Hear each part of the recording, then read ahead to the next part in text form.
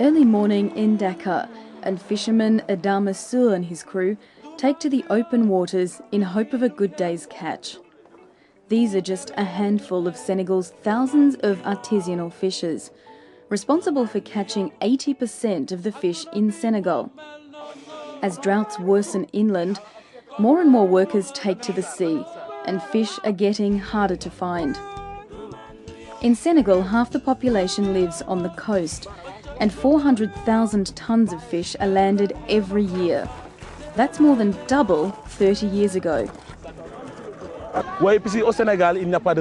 It's hard to find work in Senegal. Some people train as carpenters or metal workers, but there is not enough work to support them. People turn towards the sea because you can earn money quickly. Fish are a major source of protein and food security.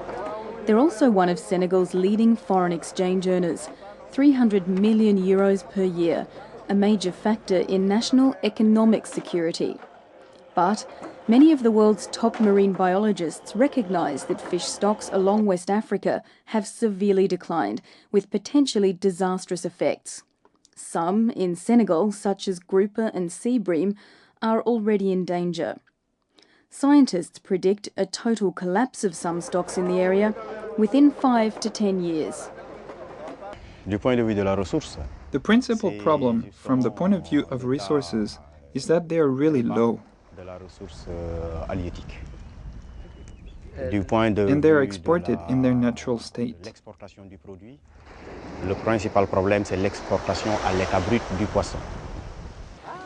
When people are hungry, conservation and the environment are probably the last things on their minds. That's why WWF is looking to help sustain West African fisheries and livelihoods from Mauritania to Guinea with an innovative program that started 3 years ago, the West Africa Marine Ecoregion Program, or WAMAR. Conservation can play a role in reducing poverty, creating jobs and generating income. The link between conservation and the creation of income sources, and more specifically, the issue of sustainable livelihood, is crucial for local people, but also for the success of the WWF work in West Africa. But what does this mean on the ground? This is Kaya, the third biggest centre of artisanal fishing in Senegal. Here, WWF is working with communities and local organisations to try to halt the decline of fish stocks. Rules brokered by the community with fishers and buyers are now in place. Purse signers are only allowed to fish once a day. Fish that used to be landed directly on ground are now put into boxes and not allowed to spoil. It's illegal to catch juvenile fish. Spawning and nursery areas are protected. Thirdly, liners are only allowed by the local fishing committee to catch 45 kilos a day. Any more, and you pay a fine. Has it worked? Apparently so.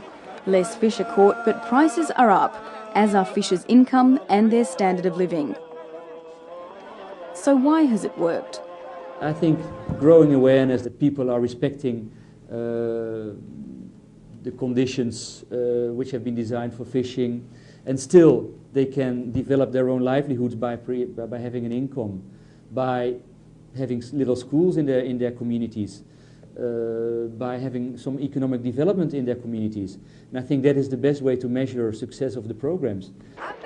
This project shows that development and environment plans can be harmonised, crucial to the lives of billions of people in developing countries, our planet, WWF's work, and all of our futures.